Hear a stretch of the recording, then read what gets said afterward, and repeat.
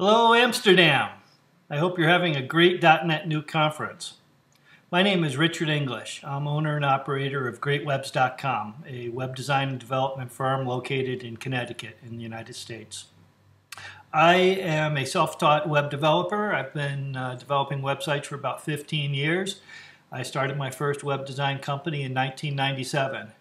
Back then it was mostly straight HTML. In about 2004, 2005, I moved to Microsoft's ASP.NET and was designing pages that the user could use a web browser to log into and update. In about 2007, 2008, I discovered DotNetNuke, and DotNetNuke has really changed my life.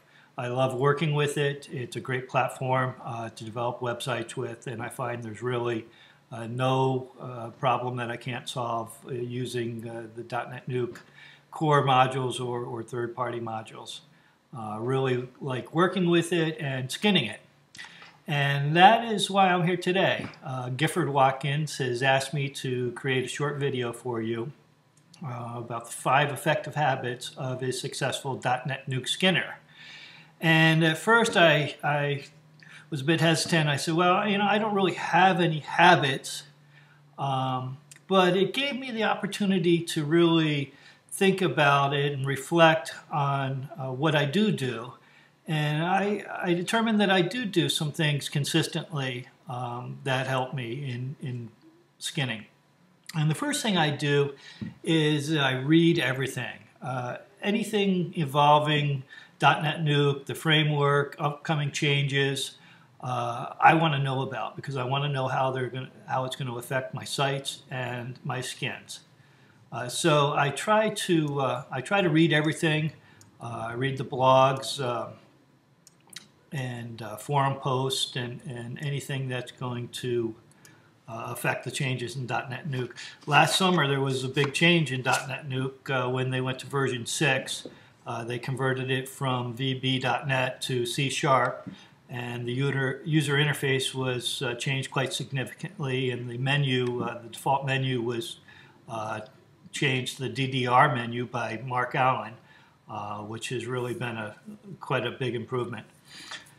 So secondly, the second thing I do goes hand in hand with reading everything, and that is I subscribe and I participate in the community. And I subscribe to different blog posts. I'm active on Twitter. I attend conferences whenever I can, or user group meetings. Last year I was at the Day of DotNetNuke in Nova Scotia. Last year I also attended DotNetNuke World in Orlando. And last Thursday night I participated virtually in the Charlotte user group.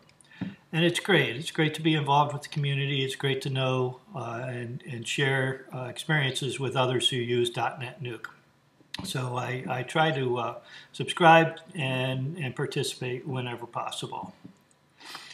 The third thing I do is I like to solve problems. I need to know how things work, and curiosity really drives me quite a bit. If I see a certain effect on a website and I don't know how it's done, I'm the kind of guy that's going to take 10 or 15 minutes to look at the source code and fire up one of my browser plugins to poke around in the CSS and determine how the designer created a certain effect.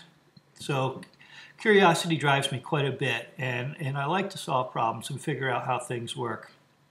I also like to help others solve problems, and if I'm not actively working on a project myself, I will peruse the DotNetNuke forums and chime in and help people whenever I can. Even if I don't know the answer to a particular problem, I'll try to solve that problem, and I find that that gives me the opportunity to try to solve a problem when there's not a lot of pressure for me to solve the problem, and I can kind of sit back and analyze the problem from a distance. So I find that helping others helps me, because if I ever run into that same situation, I know where to find the answer. The fourth thing I do is I set clear goals and objectives for myself and for the projects that I'm involved with.